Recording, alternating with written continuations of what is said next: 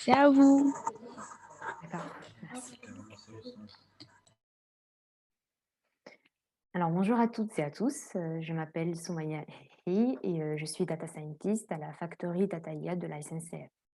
Depuis plus de 2 ans, je participe à la réalisation des projets d'intelligence artificielle pour différents métiers de la SNCF.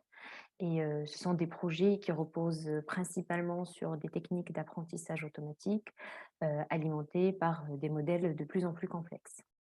Et en général, plus le modèle est complexe, moins ces décisions sont transparentes pour l'utilisateur final.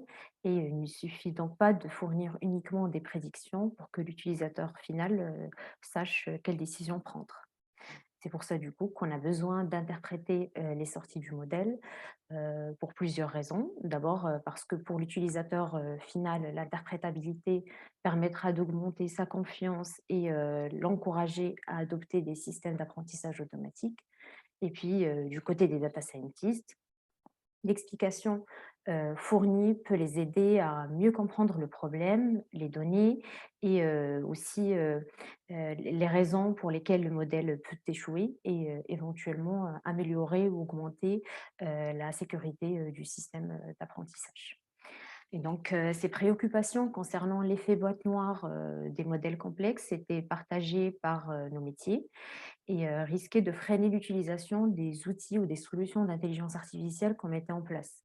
C'est ce qui nous a poussé à nous intéresser et à accorder une grande importance à ce sujet, à savoir l'interprétabilité de l'intelligence artificielle.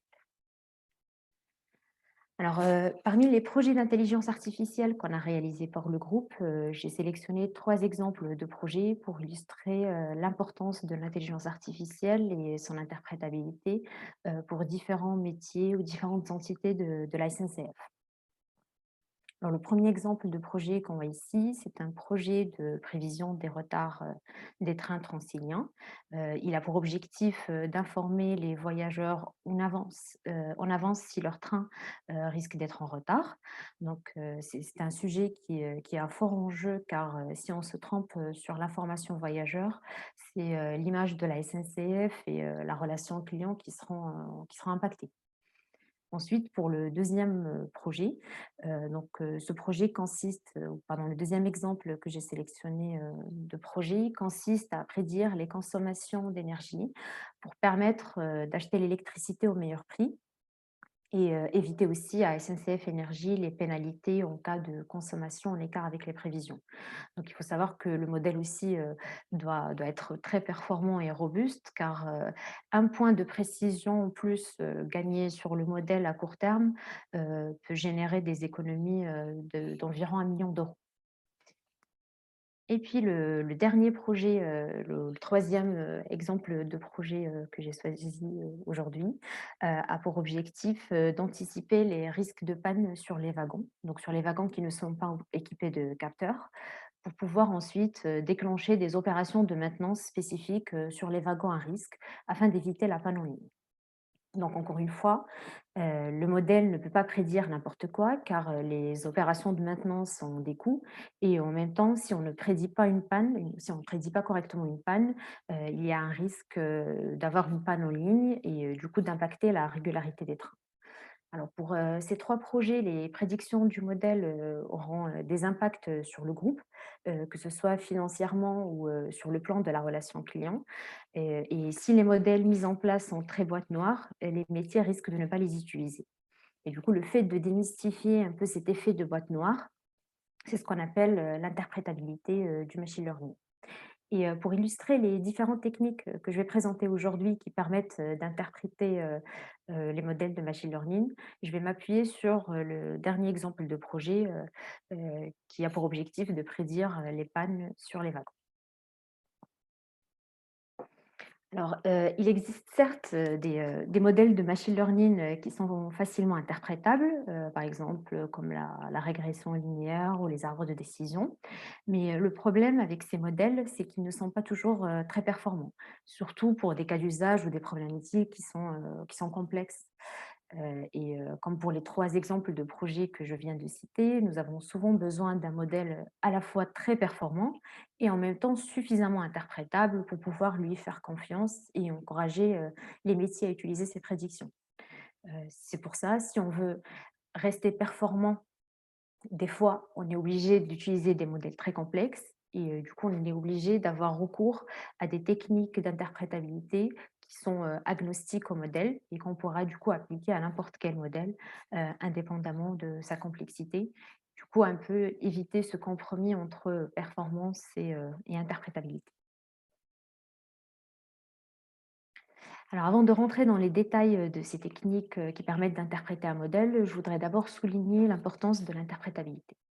Alors, pourquoi on veut interpréter des modèles? Alors la première raison, c'est, pour encourager l'adoption, ou l'utilisation de l'intelligence artificielle, par les utilisateurs finaux. Alors, le problème, si on envoie, si on envoie uniquement des prédictions à un utilisateur final, qui viennent pour lui d'un modèle complexe, il n'aura pas suffisamment d'éléments, pour savoir quoi faire de cette prédiction. Donc il saura pas s'il peut, il n'aura pas assez d'éléments, pardon, pour l'aider à prendre une décision et du coup à utiliser cette prédiction. Pour expliquer cela, je vais m'appuyer sur l'exemple, du projet que j'ai cité tout à l'heure qui, consiste à prédire, les pannes sur les wagons. Donc, on entraîne un modèle sur des informations sur les wagons, comme par exemple le nombre de jours écoulés depuis la dernière intervention, le nombre de kilomètres parcourus par le wagon, l'âge du wagon, l'historique des interventions et puis d'autres informations. Une fois entraîné sur ces données, notre modèle va prédire s'il y aura une panne ou pas sur un wagon. Et si on ne fournit que cette information à l'utilisateur final, il ne saura pas pourquoi le modèle a prédit une panne. Et par conséquent, il ne saura pas s'il doit planifier une intervention ou pas. Sachant que s'il planifie une intervention alors qu'il n'y avait pas de panne, donc il y a des coûts en conséquence. Et si jamais il y avait une panne et qu'on n'est pas intervenu, cela risque d'impacter la régularité des trains par conséquent. Mais par contre, si on fournissait à cet utilisateur final des informations en plus sur ce qui a poussé le modèle à prédire ou à prendre une telle décision, comme par exemple ici, si on lui disait que c'est parce qu'il y a plusieurs jours qui se sont écoulés depuis la dernière intervention et c'est parce que le wagon est assez vieux et en troisième lieu, c'est parce qu'il a parcouru une longue distance que le modèle a prédit qu'il y aura une panne pour tel wagon. Dans ce cas-là, on aura on aura fourni suffisamment ou un peu plus d'éléments que uniquement une prédiction à l'utilisateur final. Et puis, en fonction de son expertise, en fonction de son expérience, il saura quoi faire de cette prédiction. Et du coup, il saura s'il va planifier une intervention ou si les arguments ne sont pas suffisants pour planifier l'intervention. Alors, en plus d'encourager les métiers à utiliser l'intelligence artificielle, un modèle interprétable a aussi d'autres avantages. Alors, premier avantage, c'est que le modèle peut nous donner des informations sur le phénomène qu'on essaie de modéliser.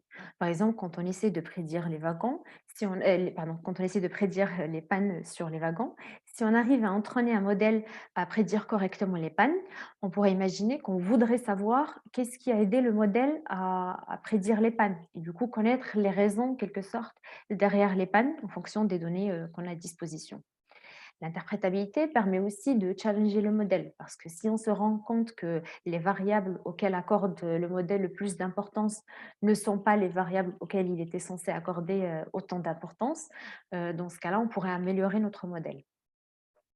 Et puis, une fois qu'on a validé notre modèle et qu'on l'a mis en production, si par exemple on se rend compte qu'au bout d'un moment, il y a un problème avec les prédictions, qu'il est moins précis ou que les performances se dégradent, on pourra aussi, grâce à l'interprétabilité, facilement débugger le problème. En tout cas, ça va nous aider à débugger, ça va nous donner plus d'informations sur comment on pourrait résoudre le problème. Et puis enfin, l'interprétabilité peut aussi permettre d'orienter une future collecte de données parce qu'on saura plus, on aura plus d'informations sur les variables qu'utilise réellement le modèle pour apprendre pendant son apprentissage et on aura des informations sur les données à fournir en plus. Et dans certains cas, l'interprétabilité permet aussi d'avoir plus d'équité. Donc là, je vais citer l'incident qu'il y avait avec l'IA de recrutement d'Amazon en 2018. L'IA de recrutement d'Amazon s'était entraînée sur des données où la majorité des candidatures acceptées étaient celles des hommes. Et du coup, il y avait un biais dans le modèle qui favorisait les candidatures des hommes par rapport à celles des femmes. Et ce genre de biais, c'est quelque chose aussi qu'on pourrait détecter, par exemple, grâce à l'interprétabilité, parce qu'on verrait que l'information sexe du candidat égale à femme est un facteur discriminant pour le modèle. Ah donc, on est tous conscients aujourd'hui de l'importance ou des apports qu'a l'intelligence artificielle dans tous les domaines. Donc nous avons besoin de profiter, de ces avantages et pour pouvoir en profiter, il faut qu'on commence à faire confiance au machine learning. Et pour pouvoir faire confiance au machine learning, on ne peut plus se contenter d'utiliser directement les sorties des modèles, mais on doit ajouter une brique d'interprétabilité, qui est une étape qui vient après la modélisation. Donc, une fois qu'on a entraîné notre modèle, qu'on a évalué et voilà, qu'on est content des performances, et il faut qu'on intègre une étape suivante qui est de l'interprétabilité pour comprendre comment le modèle s'est entraîné d'abord, quelle importance il accorde à chaque variable, et puis pour pouvoir surtout expliquer les prédictions que va faire le modèle dans le futur. Et puis pour les différentes raisons que j'ai citées tout à l'heure, le sujet de l'interprétabilité est un sujet très important à la Factory Data IA. C'est pour ça on avait commencé un travail de veille continue sur les techniques qui existent dans la littérature pour interpréter des modèles de machine learning. Et puis aussi, on a benchmarké les outils qui existaient en open source qui permettaient d'utiliser ces techniques en les appliquant sur des cas d'usage plus SNCF pour voir un peu, pour en gros benchmarker les outils et comparer les avantages et les inconvénients de chaque solution. Et puis, on s'est rendu compte qu'il y avait pas mal de techniques qui existaient aujourd'hui pour l'interprétabilité et que chaque technique avait une manière différente d'utilisation. En tout cas, on devait développer d'une certaine manière. C'est pour ça on a décidé de créer ou de développer un service d'interprétabilité qui regroupe un peu les techniques les plus pertinentes d'interprétabilité. Il facilite leur utilisation et puis surtout qui est agnostique au modèle et à la tâche. Donc on peut l'utiliser pour la majorité des projets d'intelligence artificielle et il permet de générer des rapports d'interprétabilité en utilisant les techniques que je vais vous présenter aujourd'hui. Alors, il faut savoir que pour interpréter un modèle, il y a 2 manières ou 2 niveaux, pour l'interprétabilité. Le premier, c'est ce qu'on appelle, l'interprétabilité globale et dans l'interprétabilité globale, on essaie de comprendre le modèle au global. Donc on essaie de comprendre son comportement sur un ensemble d'observations pour essayer de comprendre les règles métiers qu'il aurait appris, à partir des données. Parce que le modèle s'est entraîné sur plusieurs données et derrière, il essaie d'établir des règles qui vont lui permettre dans le futur d'effectuer des prédictions. Et l'interprétabilité globale, c'est le fait d'essayer d'expliciter ces informations. Et dans l'interprétabilité globale, on peut soit souhaiter connaître les variables qui impactent le plus le modèle ou aussi savoir comment chaque variable impacte la sortie du modèle. Dans l'interprétabilité globale, aujourd'hui, on va parler de 2 techniques. Donc la première, c'est ALE et la deuxième, c'est SHAP. Et puis, le deuxième niveau d'interprétabilité, c'est, ce qu'on appelle l'interprétabilité locale. C'est, quand on veut s'intéresser à une prédiction en particulier. Donc par exemple, on veut comprendre pourquoi le modèle a prédit, une panne pour un wagon particulier à une date donnée. Donc là, quand on s'intéresse à une observation particulière, on parle d'interprétabilité, locale. Et puis, il faut savoir que les résultats de cette interprétabilité, ça sera des courbes ou des figures qui permettent d'expliciter ou d'améliorer la compréhension de notre modèle. Alors, maintenant, on va s'intéresser d'abord à l'interprétabilité globale et ensuite on verra l'interprétabilité locale en deuxième lieu. Alors, l'interprétabilité globale consiste, comme je viens de le dire, à comprendre et expliquer l'apprentissage du modèle et les règles qu'il a apprises durant son entraînement. Cette étape est essentielle car elle permet de débugger le modèle, détecter les éventuels biais dans le modèle et puis surtout de faire confiance aux décisions du modèle une fois en production. Pour comprendre l'apprentissage du modèle, on peut soit vouloir mesurer l'impact de la variation d'une variable sur la prédiction. Donc, par exemple, j'utilise la variable nombre de jours écoulés depuis la dernière intervention pour prédire les pannes sur les wagons et je souhaite savoir comment le modèle réagit quand le nombre de jours change. Donc, quand j'ai très peu de jours qui se sont écoulés depuis la dernière intervention, comment le modèle va réagir et inversement quand il y a plusieurs jours qui se sont écoulés depuis la dernière intervention. Donc, pour quantifier cet impact ou l'impact d'une variable en particulier d'un modèle de machine learning, il y a plusieurs méthodes qui existent. Donc, on retrouve les partial dependency plots ou les PDP et les ice plots. Et puis ensuite, les ALE plots. Et aujourd'hui, on va plus se focaliser sur les ALE plots parce que c'est une technique qui est un peu plus robuste. En fait, elle est plus rapide et un peu moins biaisée que les PDP ou les iceplots parce elle est robuste à la corrélation des variables. Et puis ensuite, pour interpréter globalement un modèle, on peut aussi vouloir visualiser comment les valeurs de toutes les variables contribuent soit positivement ou négativement à la probabilité, par exemple, d'avoir une panne. Et puis ordonner ces variables dans l'ordre décroissant en fonction de leur impact sur le modèle. Et c'est là où on parlera de SHAP pour l'interprétabilité globale. Alors maintenant, on va commencer d'abord par la méthode ALE ou Accumulated Local Effects Plot. Donc, c'est une technique qui permet d'interpréter globalement un modèle donc sur un ensemble d'observations. Et ce qu'elle permet de faire, c'est de visualiser l'effet marginal d'une ou deux variables sur les prévisions d'un modèle d'apprentissage automatique. Cette méthode, elle consiste à tracer variable par variable l'influence de la variation de cette variable sur la prédiction du modèle. Donc, par exemple, on veut savoir l'impact de la variation du nombre de jours écoulés depuis la dernière intervention. Ce qu'on va essayer de faire, c'est que, on va essayer d'évaluer l'impact de la variation du nombre de jours écoulés depuis la dernière intervention sur la probabilité d'avoir une panne, ce qu'on va essayer de faire, c'est qu'on va fixer cette valeur, par exemple, à 0 pour toutes les observations, et on va effectuer des prédictions dessus. Et puis, on va faire la même chose pour la valeur 10. Et une fois qu'on calcule l'écart qu'on aura sur la probabilité d'avoir une panne, ça nous permettra de mesurer l'impact du fait de varier cette variable entre 0 et 10, par exemple.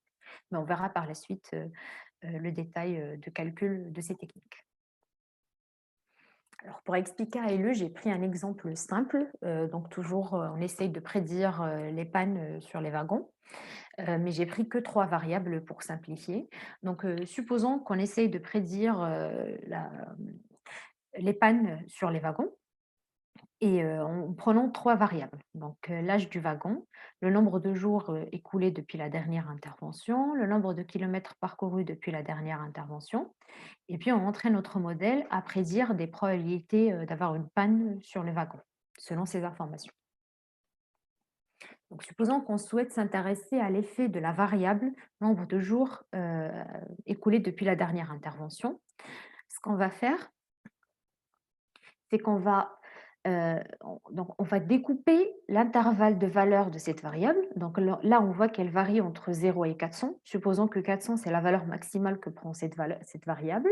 On va découper cette, cet intervalle de variables cet intervalle de valeur pardon, en plusieurs intervalles égaux. Donc là, par exemple, si on prend des intervalles de taille 50 ou ce qu'on appelle des bins, donc on obtiendra plusieurs intervalles donc qui vont de 0 à 50 jusqu'à 350, 400. Donc première étape, on découpe les valeurs de cet intervalle aux plusieurs intervalles. Pardon, les valeurs de cette variable en plusieurs intervalles. Ensuite, si on veut étudier l'impact de la variation de cette variable entre 0 et 50, ce qu'on va faire, c'est que d'abord, on va filtrer ce dataset et on va garder uniquement les observations qui sont comprises entre 0 et 50. Voilà, on ne garde plus que 3 observations. Et ensuite, ce qu'on va venir faire, c'est qu'on va prendre les deux bornes de notre intervalle. Donc, les deux bornes sont 0 pour la borne inférieure et puis 50 pour la borne supérieure. Et ensuite, ce qu'on va venir faire, c'est qu'on va remplacer pour toutes les observations la variable nombre de jours écoulés depuis la dernière intervention par 0. Ensuite, avec notre modèle déjà entraîné, donc on n'a pas besoin de réentraîner notre modèle et on peut utiliser n'importe quel modèle, on va appliquer notre modèle sur ces observations après avoir fixé cette variable à 0 et on obtiendra de nouvelles probabilités de panne. Donc des probabilités qui sont différentes puisqu'on a changé la valeur de la variable. Donc là, on parle de probabilité de panne parce qu'on est dans un cas de classification. On essaie de classifier si un wagon va tomber en panne ou non. Mais si on était dans un cas de régression, par exemple, si on essaie de prédire la consommation d'énergie, dans ce cas-là, on aura directement la valeur de la consommation. Voilà, là on a fixé par 0, on a effectué des prédictions grâce à notre modèle et on obtient de nouvelles probabilités de panne. Et puis on refait la même chose avec la borne supérieure de notre intervalle qui est 50. Et on obtient une nouvelle fois de nouvelles probabilités de panne. Et puis ensuite, ce qu'on va venir faire, c'est qu'on va moyenner pour chaque valeur, pour chaque extrémité de notre intervalle, la probabilité de panne qu'on a obtenue, donc la nouvelle probabilité de panne. Et ici, en l'occurrence, on obtient une probabilité de 61% pour la borne inférieure, donc pour 0, et 50% pour la borne max. Et au fait, la valeur A et E, ce n'est que la différence entre ces deux moyennes de probabilité. Et cette valeur, elle nous permet de mesurer l'impact qu'a la variation du nombre de jours écoulés depuis la dernière intervention entre 0 et 50. Donc là, en l'occurrence, on voit que la probabilité diminue de 0,11 quand on varie cette variable entre 0 et 50. Donc là, c'est des chiffres fictifs que j'ai pris, mais on va voir par la suite qu'on a réalisé ce travail pour tous les intervalles que peut prendre cette variable. Donc toujours la même variable, nombre de jours écoulés depuis la dernière intervention. Et puis pour chaque intervalle, on va calculer la valeur A et E et on va tracer cette courbe. En fait, comment on peut interpréter cette courbe? En fait, ici, quand la courbe est décroissante, cela veut dire que la probabilité d'avoir une panne décroît. Et inversement, quand elle est croissante, c'est-à-dire qu'on a de plus en plus de chances d'avoir une panne. Et ici, ce qu'on remarque, c'est que quand le nombre de jours écoulés depuis la dernière intervention varie entre 0 et 250 à peu près, on voit que la probabilité d'avoir une panne diminue. Et puis, elle commence à augmenter au-delà d'un certain seuil. Donc voilà à quoi ressemble la courbe ALE. Une fois qu'on a effectué le travail que je viens d'expliquer sur tous les intervalles que peut prendre la valeur. Et on voit que l'interprétation est assez simple. Alors, la méthode ALE, enfin, comme toutes les méthodes, a des avantages et des inconvénients. Donc, le premier avantage de la méthode ALE, c'est qu'elle est pas biaisée par la corrélation des variables, contrairement par exemple aux méthodes comme les PDP ou les iSpot. Et ça, c'est quand même une propriété ou un avantage qui est très intéressant parce qu'en général, dans les données de la vraie vie, on a souvent des variables qui sont corrélées. Et du coup, c'est bien d'utiliser une technique qui soit, ne serait-ce qu'en partie robuste à cette corrélation entre les variables. Puis les calculs aussi d'ALE sont assez rapides et moins coûteux que celles des PDP, par exemple, en tout cas sur les cas d'usage qu'on a testés. Et puis, on voit que l'interprétation est assez claire et intuitive parce qu'on essaye de voir comment l'impact de la variation de ma variable sur la prédiction finale. Et on peut même le mesurer, voilà, on peut le mesurer comme on vient de voir. Après, pour les inconvénients, alors au début, quand on s'est intéressé à la méthode ALE, c'était l'année dernière, il n'y avait pas encore d'implémentation, en Python, en open source en tout cas de cette méthode et du coup on a dû l'implémenter en interne et c'est vrai que l'implémentation est un petit peu complexe et moins intuitive que, celle des PDP par exemple. Et puis enfin, un autre inconvénient, c'est que l'interprétation peut être compliquée dans le cas de forte corrélation entre les variables. Heu, donc on a dit que ça résiste à la corrélation des variables. Par contre, quand on a une forte corrélation entre les variables, il faut varier en fait, il faut tester plusieurs largeurs d'intervalles. Donc là, par exemple, on avait choisi des intervalles de largeur 50, mais en réalité, il faut tester, des intervalles très larges et des intervalles moins réduits pour voir si l'interprétation ne change pas. Voilà donc pour la méthode AILE. Maintenant, on va passer à une approche un peu différente qui s'appelle SHAP. Donc SHAP, c'est une approche qui est issue de la théorie des jeux et elle permet d'expliquer la sortie de n'importe quel modèle d'apprentissage automatique en calculant, en fait, ce que fait SHAP, c'est qu'elle calcule la contribution de chaque variable à la prédiction du modèle. Alors, Chap s'appuie beaucoup sur les valeurs Shapley et les valeurs Shapley sont une réponse à une problématique qui est issue de la théorie des jeux. Alors, cette problématique consiste à trouver la répartition la plus équitable des gains aux joueurs en fonction de la contribution de chaque joueur et surtout en respectant deux contraintes principales. La première contrainte, c'est l'additivité, c'est-à-dire que la somme que je vais attribuer à chaque joueur, si j'additionne les différentes sommes que je vais attribuer à chaque joueur, il faut que ça soit égal au montant final. Et puis ensuite, la deuxième contrainte ou la propriété qu'on respecte les valeurs Shapley, c'est la cohérence.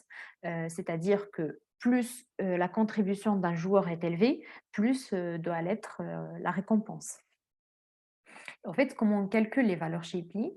Donc là, je vais juste expliquer rapidement l'intuition derrière. C'est que dans le cas d'un jeu, par exemple, en trois personnes, supposons qu'on a la personne A, B et C qui ont tous les trois joué à un jeu et puis ils ont gagné tous les trois 19 $. Sauf que les trois joueurs n'ont pas contribué de la même manière à ce gain. Et si on veut réellement connaître comment chaque joueur a contribué à ce gain, ce qu'on va faire, c'est qu'on va simuler toutes les combinaisons possibles de jeu. Donc là, la première, c'est avec zéro joueur. La deuxième, avec un seul joueur. Ensuite, les combinaisons avec deux joueurs possibles. Et puis la seule combinaison qu'on a avec trois joueurs. Et ensuite, on va calculer pour chaque combinaison la différence qu'il y a entre le gain, si par exemple la personne jouait toute seule, et le gain qu'il y a eu au final, donc qui est de 19 $. Et à la fin, on va venir moyenner tous les cas où le joueur a, donc tous les cas particuliers, par exemple, si on s'intéresse au joueur A, donc on va s'intéresser à tous les cas particuliers où le joueur A a contribué au jeu pour mesurer sa contribution. Et il a été prouvé que les valeurs Shapley sont la solution unique qui permet de garantir cette répartition équitable des gains en fonction de la contribution de chaque joueur. Et en fait, ce qu'a fait Sharpe, c'est qu'elle a appliqué le même principe des valeurs Shapley, mais sur le machine learning. En fait, on considère que notre jeu, c'est le modèle. Le joueur, ce sont les variables qui vont aider le modèle à effectuer une prédiction. Et puis la prédiction finale, c'est le gain qu'on a gagné une partie. Et puis ce qu'on essaye de mesurer grâce aux valeurs Shapley, c'est la contribution de chaque variable à la prédiction finale, de manière à ce que si on somme les contributions de toutes les variables, ça va être égal à la prédiction du modèle. Et plus la variable contribue à la prédiction du modèle, plus sa valeur Shapley sera importante. Alors, on a appliqué SHAP au cas d'usage de prédiction des pannes des wagons. Là, on retrouve ce qu'on voit ici sur cette figure, c'est la moyenne des valeurs Shapley pour chaque variable. Donc là, c'est toutes les variables qu'on a utilisées, mais il n'y a pas il y a pas toutes les variables qu'on a utilisées pardon, pour prédire la panne sur les wagons. En réalité, il y a plusieurs variables, mais ici, on montre que les 20 variables les plus importantes. Et du coup, en classifiant, si on ordonne les variables en fonction de la moyenne des valeurs Shapley en valeur absolue, on obtient la variable importance ou ce qu'on appelle la future importance, c'est en gros un ordre décroissant des futurs en fonction de leur contribution. Ici, les variables qui ont le plus de contributions au modèle, ce sont des codes techniques qui distinguent, c'est des codes caractéristiques des wagons. Et puis ensuite, on voit qu'on a la variable nombre de jours nombre de jours écoulés depuis la dernière intervention, qui contribue plus au modèle que la variable, par exemple, âge du wagon. Ensuite, avec SHAP, on peut aussi avoir plus d'informations, plus de détails que ce qu'on vient de voir, et on peut tracer directement pour toutes nos observations les valeurs Shapley. Donc, c'est les points qu'on voit ici. Donc, sur cette graphe, on retrouve le même ordre des variables, donc toujours classées par ordre décroissant selon leur impact ou selon leur importance. Et puis ici, on retrouve les différentes observations dans notre jeu de test coloriées en fonction de la valeur que prend la variable. Donc là, par exemple, les points en rouge, ce sont des observations ou des prédictions pour lesquelles le nombre de jours écoulés depuis la dernière intervention était très important. Et les points en bleu, c'est des valeurs faibles. Et, euh, et ensuite, comment on peut interpréter cette figure ou- pardon, comment on peut interpréter cette figure? C'est en lisant sur l'axe horizontal ici l'impact qu'a chaque variable. Donc là, par exemple, pour la variable nombre de jours écoulés depuis la dernière intervention, on voit que quand cette variable prend des valeurs très grandes, on voit que cela a un impact positif sur la prédiction de panne. Et de l'autre côté, on voit que quand la variable est très élevée, est très faible, pardon, donc c'est quand il y a que quelques jours qui se sont écoulés depuis la dernière intervention, on voit que cela a un impact négatif sur la probabilité d'avoir une panne. Ce qui semble assez logique parce que en général, après une intervention, il va se passer plusieurs jours avant d'avoir une panne à nouveau. Et puis pour les autres variables ici, code CR et code CS par exemple, pour lesquelles on ne voit pas de colorimétrie, en fait, c'est parce que ce sont des valeurs, des variables catégorielles, donc ce ne sont pas des variables continues, donc il n'y a pas de notion de grande valeur ou de petite valeur. Donc voilà ce que permet de voir SHAP pour l'interprétabilité globale. Donc on a plusieurs informations à la fois sur les variables les plus importantes, mais aussi comment chaque variable contribue, soit positivement ou négativement, à la prédiction du modèle. Donc maintenant, on va passer à l'interprétabilité locale. Donc jusque-là, on effectue notre interprétabilité toujours sur un jeu de données, donc sur plusieurs observations. Par contre, dans l'interprétabilité locale, ce qu'on essaie de faire, c'est se concentrer sur une prédiction particulière pour comprendre ce qui a poussé le modèle à prendre une telle décision. Alors, on va utiliser SHAP encore une fois pour la partie interprétabilité locale. Ce qu'on obtient pour des observations, c'est ces figures qu'on voit ici. Donc là, j'ai pris deux exemples d'observations. Donc le premier, c'est un exemple pour lequel le modèle a prédit une probabilité de 0,05 d'avoir une panne. Et puis le deuxième exemple, le modèle a prédit une probabilité de 0,64 d'avoir une panne. Et SHAP permet de visualiser comment chaque variable a contribué à cette prédiction finale. Donc en rouge, on retrouve les prédictions qui ont augmenté la probabilité d'avoir une panne. Donc, ici, par exemple, c'est le fait que le nombre de jours écoulés depuis la dernière intervention soit égal à 207, donc 207 jours, c'est la variable qui a le plus contribué à augmenter cette probabilité. C'est pour ça qu'on n'a pas une probabilité de zéro d'avoir une panne. Et puis en bleu, on retrouve toutes les variables qui ont contribué à diminuer cette probabilité d'avoir une panne en fonction de leur importance. Et puis, si on somme la contribution de chaque variable, si on somme les tout, donc celles en rouge seront positives et celles en bleu en négatif, on obtient, enfin, si on somme toutes les contributions, on obtiendra la probabilité d'avoir une panne.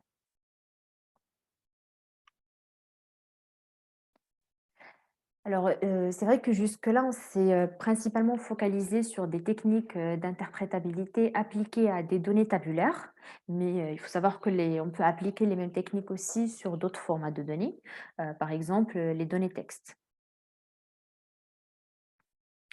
Donc là, j'ai pris un exemple, qui est, connu des data scientists. On essaye, de classifier des commentaires de films, donc c'est du texte et on essaye de le classifier en commentaires positifs, ou négatifs. Et du coup, en appliquant SHAP sur une observation particulière, donc un commentaire. Là, en l'occurrence, on a pris un commentaire où le modèle a prédit une probabilité de 73% que le commentaire soit positif. Et du coup, en rouge, on voit les mots qui ont contribué à augmenter cette probabilité, et en bleu, les mots qui ont, à l'inverse, plutôt poussé à diminuer cette probabilité. Et en interprétant par exemple cette observation, on pourrait, si le film était plutôt, positif, on pourrait se dire que là, par exemple, on voit qu'il y a un prénom qui a quand même contribué à diminuer cette probabilité en troisième position, en deuxième position, pardon, et on pourrait se dire, par exemple, qu'il faudrait mieux, retirer les prénoms. Donc là, c'est juste un exemple de comment on peut utiliser l'interprétabilité derrière et qu'est-ce qu'on peut en faire. Après, ça varie d'un cas d'usage, à un autre. Et puis enfin, le dernier type de données qu'on n'a pas encore vu, ce sont les données images. Donc, on va voir comment on peut interpréter aussi un modèle qui a appris à classifier des images. Et là, on a pris un exemple où on entraîne un réseau de neurones à classifier des images de rails, donc avec ou sans joint. Et pour information, un joint isolant, c'est une séparation isolante entre 2 morceaux de rail et qui est indispensable, pour détecter les trains et surtout assurer, la sécurité. Du coup, on a entraîné un modèle à classifier ces images pour détecter s'il y a un joint isolant ou pas. Et ensuite, on souhaite, avant de mettre en production ce modèle, s'assurer que quand il prédit qu'il y a un joint, qu'il s'est bien focalisé sur l'information ou sur la zone où il y a vraiment le joint. Et alors, pour interpréter les images, j'ai utilisé une technique qui s'appelle Guided Gradcam. C'est en fait une carte de chaleur qui permet, donc là, on retrouve, pardon, on retrouve les images sur lesquelles le modèle a effectué une prédiction, donc les entrées du modèle. Et pour ces deux images, le modèle a prédit qu'il y a un joint. Ensuite, en bas, c'est la carte de chaleur du coup qui nous permet d'interpréter la prédiction du modèle en visualisant pour chaque pixel, on essaye de montrer l'importance qu'a accordé le modèle à ce pixel. Donc ici, par exemple, en jaune, c'est les pixels sur lesquels le modèle s'est plus focalisé ou pour lesquels le modèle a accordé le plus d'importance pour prédire qu'il y a un joint. Et puis enfin, la dernière étape, c'est qu'on vient superposer les deux photos ou les deux images pour vérifier que la zone sur laquelle s'est focalisé le modèle, est-ce qu'elle correspond vraiment à la zone où il y avait le joint. Et là, en l'occurrence, on voit que c'est le cas, qu'il avait bien raison de se focaliser sur ces pixels parce que c'est là où se trouve l'information du joint. Et la même chose pour la deuxième photo. Donc, on voit que le joint est à ce niveau-là et le modèle s'est focalisé sur cette partie. Par contre, ici, dans ces 2 photos, donc on voit qu'en premier temps, pour ces 2 images, ces 2 exemples, pardon, on voit que, les premières zones pour lesquelles le modèle ou les premières régions pour lesquelles le modèle accorde le plus d'importance, ce sont effectivement les régions où il y a le joint. Par contre, il y a d'autres régions dans la carte de chaleur, par exemple ici, dans les extrémités, pour lesquelles le modèle accorde une importance moyenne, mais normalement, si on veut l'améliorer, il ne doit plus accorder d'importance ici parce que l'information se trouve uniquement à ce niveau. Et d'ailleurs, grâce à cette interprétabilité, grâce à ces cartes, on a pu repérer que notre modèle se focalisait sur cette partie à cause de certains traitements qu'il y avait sur l'image en amont et on a pu corriger ça pour éviter ce problème ou voilà, ce biais dans la prédiction. Voilà, donc, comme, j'ai mentionné au début de la présentation, on a regroupé un peu la majorité, enfin toutes les techniques que j'ai présentées aujourd'hui, plus quelques techniques en plus, dans un seul, service, ou dans un seul package, d'interprétabilité, qu'on a appelé, FBD Interpreter. Et pour utiliser ce service, le data scientist, ou le développeur n'a qu'à remplir un fichier de configuration avec, les informations du modèle entraîné, le jeu de données, et quelques informations sur la nature de sa tâche, par exemple. Et puis, via une ligne de commande, on peut facilement lancer l'interprétabilité et générer des rapports d'interprétabilité qui contiennent à la fois les figures qui permettent d'améliorer la compréhension du modèle et aussi quelques détails ou points de tension sur chaque technique, par exemple les avantages et les limites de chaque technique. Et puis pour, les data scientists qui, souhaitent, connaître un peu plus, les techniques, que nous avons centralisées, dans ce package. Donc ici, vous pouvez, faire une capture écran, pour regarder après. On a gardé alors des techniques pardon, d'interprétabilité globale et aussi des techniques d'interprétabilité locale.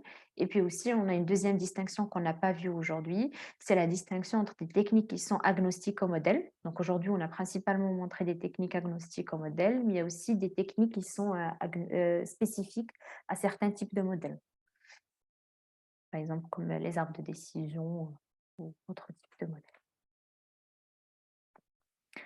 Donc voilà, et puis si vous voulez rentrer un peu plus, en détail dans les techniques, que j'ai présentées aujourd'hui, je vous recommande, donc 2 liens intéressants.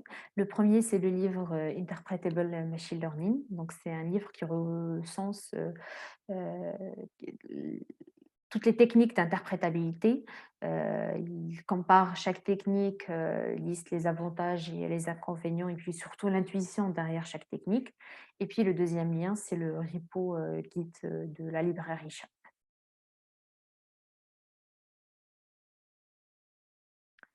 Donc voilà, merci pour, votre attention et puis, n'hésitez pas à poser vos questions. Donc je vais aller voir dans le chat, s'il y a des questions.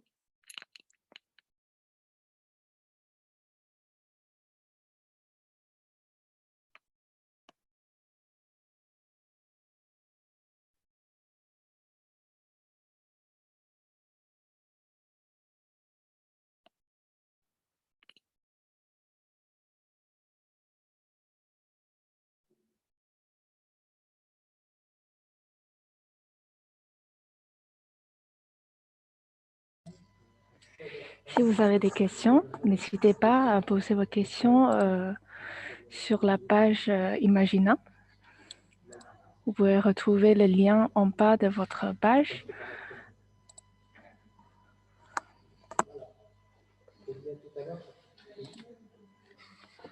Et,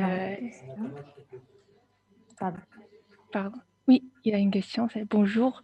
Vos modèles de prédiction sont de panne. Sont des modèles supervisés ou non? Alors oui, nos modèles de prédiction, ce sont des modèles supervisés. Donc, ils ont été entraînés sur des données labellisées avec l'information présence de panne ou absence de panne. Alors, j'ai une deuxième question. Le package FBD Interpreter est-il public? Alors, pour le moment, c'est un package interne, mais nous sommes en train d'étudier la possibilité de l'open sourcer. Mais voilà, ce ne sera pas pour tout de suite, mais c'est envisageable. Après, si vous voulez avoir plus de détails sur l'implémentation, n'hésitez pas à me contacter. Donc, vous avez mon adresse mail ici et mon adresse LinkedIn pour les détails. Mais pour le moment, il n'est pas public.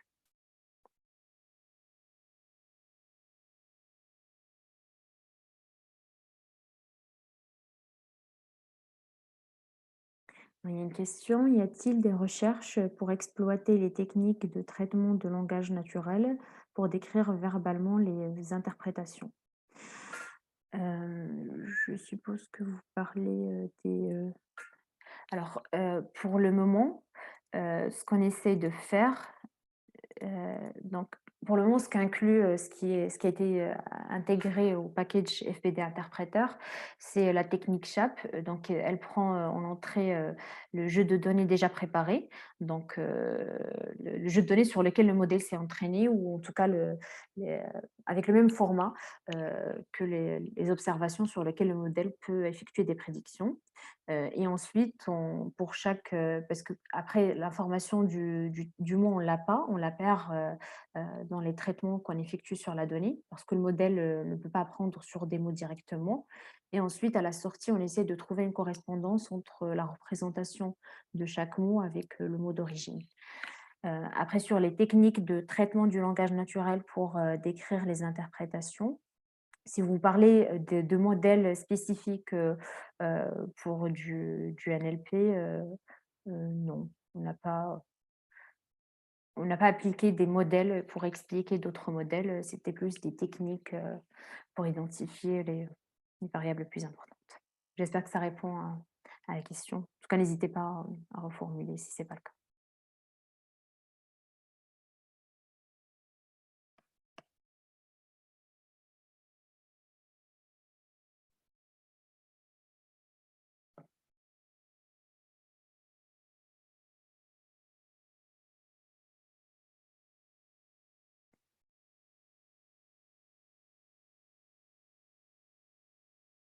Alors, il y a une autre question. Les modèles sont faits pour des pannes précises ou générales et l'interprétabilité permet-elle d'identifier plus facilement la panne? Alors la première partie de la question, est-ce qu'ils sont faits pour des pannes précises ou en général? Alors il y a différents types, de pannes, après ça dépend du wagon, mais c'était plus des pannes, alors il faut savoir qu'il y a des wagons qui sont déjà équipés de capteurs, donc pour ces wagons, c'est un traitement qui est totalement différent. Mais il y a aussi des wagons qui existent depuis longtemps, qui ne sont pas, qui continuent à rouler, mais du coup qu'on ne peut pas équiper de capteurs parce que ça coûterait plus cher et sur lesquels on a quand même besoin de savoir à l'avance s'il y aura une panne. Donc c'est pour ces wagons qu'on effectue des prédictions. Après, pour la deuxième partie de la question qui est, l'interprétabilité permet-elle d'identifier plus facilement la panne? Alors, l'objectif de l'interprétabilité, ce n'est pas d'identifier la panne, c'est plus d'expliquer les décisions du modèle. Alors, c'est le modèle de machine learning qui va apprendre à prédire des pannes. Et derrière, nous, le problème qu'on rencontre en général si on fournit uniquement des prédictions au métier, c'est-à-dire si je dis au métier que tel wagon à tel jour aura une panne et je m'arrête à cette information, le métier n'aura pas suffisamment d'informations pour savoir qu'est-ce qu'il va faire. Donc, est-ce qu'il peut faire confiance au modèle et du coup lancer une opération de maintenance, mais derrière, s'il n'y a pas eu de panne, c'est des coûts qui ont été perdus. Et en même temps, s'il ne fait pas attention à la prédiction du modèle, derrière, ce sera la régularité qui va être impactée parce qu'il y aura une panne quand le wagon sera en train de rouler. Et du coup, ça va impacter la circulation des trains. Et du coup, l'interprétabilité, c'est juste cette étape en plus, après avoir déjà entraîné notre modèle, validé ses performances, testé, etc. On vient après interpréter ses prédictions pour aider l'utilisateur final. Quand on va lui dire qu'il y aura une panne, il faut qu'on lui dise pourquoi le modèle a prédit une panne. Sinon, voilà, il ne peut pas faire une confiance aveugle au modèle. Et d'ailleurs, c'est loin d'être le cas parce que si l'utilisateur final considère le modèle ou le système comme complexe, il sera vraiment très frileux à l'utilisation de ces prédictions. Voilà, donc l'interprétabilité, c'est plus pour encourager déjà l'utilisation de l'intelligence artificielle, Donc ça, c'est un peu le but ultime parce qu'une fois que le métier, fait confiance au modèle, quand on dit qu'il fait confiance, c'est pas forcément une confiance aveugle, ça veut dire qu'il n'utilise pas tout le temps ses prédictions, mais en tout cas, il a des éléments en plus qui vont l'aider, à à faire sa décision, à prendre sa décision. Heu et ensuite, j'ai une autre question. Avez-vous récolté des retours du métier pour valider les critères, d'interprétabilité? Alors je ne sais pas si vous parlez, de est-ce que c je suppose que votre question veut dire, est-ce que ces pardon, est-ce que ces figures d'interprétabilité, conviennent au métier ou pas? Alors c'est une bonne question. Des fois donc ici quand on a vu, dans les graphes, on voit qu'il y a des figures qui sont assez parlantes qu'on peut comprendre, mais on peut les comprendre que si on a travaillé sur le projet. C'est-à-dire si on connaît toutes les variables, qui ont été utilisées pour prédire. Là par exemple, si je prends ici l'exemple des wagons, vous allez voir que des fois, il y a des variables qu'on ne pourra pas facilement, comprendre si on ne connaît pas les données qui ont été utilisées, et du coup, c'est une étape, ça c'est plus, au niveau de chaque projet. Donc nous, ce qu'on a essayé de faire dans le package FBD Interpreter, c'est de centraliser ou de capitaliser la majorité des informations. Donc on a essayé de garder les techniques les plus pertinentes. On a essayé de faciliter l'utilisation de ces techniques, automatiser la génération des rapports d'interprétabilité, faciliter aussi l'industrialisation, etc. Mais après, en fonction de chaque cas d'usage, il faut peut-être des fois adapter l'interprétabilité au cas d'usage. Là, en l'occurrence, sur la prédiction des pannes des wagons, l'utilisateur final, c'est des métiers qui connaissaient déjà ces informations. Donc, ils pouvaient directement consommer cette interprétabilité. Mais après, dans d'autres cas, on sera amené à adapter un peu plus nos, nos figures d'interprétabilité. Parce que sinon, ça sera l'effet inverse. Si on n'arrive pas à comprendre la figure d'interprétabilité, on a perdu tout l'intérêt. Voilà, donc j'espère que ça répond à la question. N'hésitez pas si jamais j'ai pas bien répondu à la question à la reposer. OK, question suivante, pour, cette configuration. Ma question porte sur le premier use case que vous nous avez partagé, à savoir la prédiction des retards de train. Je crois qu'il se rapporte à un modèle de time series. Pourriez-vous nous en dire plus, nous partager quelques éléments techniques? Merci d'avance. OK, alors au début, j'ai parlé donc c'est pas vraiment le sujet de la présentation d'aujourd'hui, mais c'est vrai que si j'ai mentionné un projet de prédiction des retards des trains. Alors, je vais en dire quelques mots. Heu, oui, ce projet consiste à prédire, les retards des trains. Donc on a des observations 2 ans d'historique, des retards et ensuite, on essaie de prédire pour les 7 prochains jours si le train, transilien, risque d'avoir du retard au départ ou à l'arrivée de chaque gare. Heu, Par contre, on n'a pas utilisé des modèles de time series, parce qu'il fallait qu'on traite enfin pour différentes raisons, mais d'ailleurs on a déjà présenté ce sujet. Si vous voulez plus de détails, vous pouvez retrouver l'article sur le site digital.sncf sur toute la méthodologie pour ce projet de prédiction des retards. Mais ce qu'on a utilisé comme modèle au final, c'était un modèle XGBoost. Donc c'est un projet qui date un peu de plus d'un an, donc, ou même 2 ans, je pense. Et à ce moment-là, on n'avait pas encore utilisé ces techniques d'interprétabilité. Et justement, pendant ce projet, on était face au compromis entre l'interprétabilité et la performance. Et du coup, on a essayé de choisir un modèle qui était à la fois performant, mais pas très boîte noire. Voilà, donc petite précision pour le sujet des prédictions des retards des trains. Après, pour les éléments techniques, je ne sais pas ce que vous voulez savoir en détail sur les éléments techniques. Euh, donc, on entraîne un modèle, comme j'ai dit, XGBoost sur l'historique des circulations des trains. Et puis d'autres informations en plus, comme la météo, des informations sur le réseau. Et puis derrière, il prédit s'il y aura un retard ou non sur, pour une origine-destination, un train donné, un quart d'heure. et à un quart d'heure donné.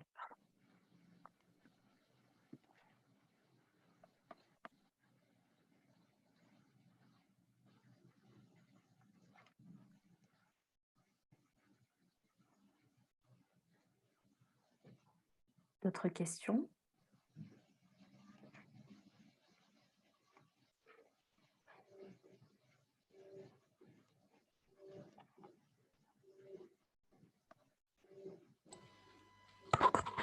S'il n'y a pas d'autres questions, peut-être on va s'arrêter là.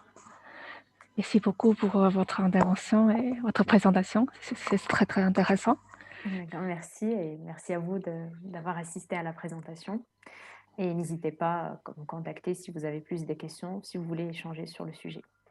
Oui. Et bonne fin de journée, du coup. Au revoir. Merci, au revoir. Au revoir.